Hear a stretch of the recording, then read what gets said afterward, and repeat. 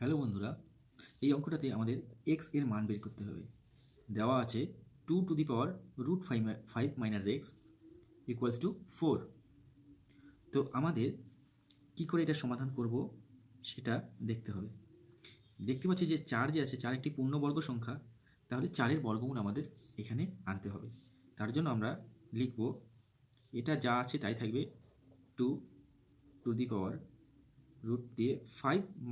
- x = 2 square. তাহলে আমরা লিখতে পারি যে যেহেতু এই টু কেটে দেওয়া যায়, তাহলে আমরা লিখতে পারি √5 - x = 2।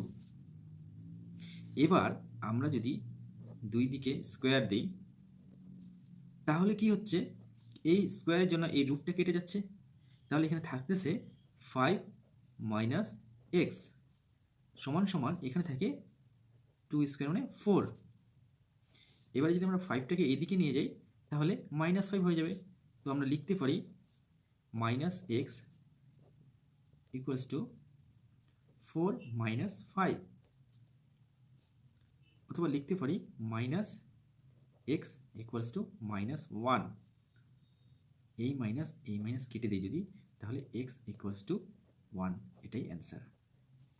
ভিডিওটি ভালো লাগলে অবশ্যই কমেন্টে জানাবে, আর চ্যানেলটিতে নতুন হলে চ্যানেলটি সাবস্ক্রাইব করবে এবং ফলো করবে।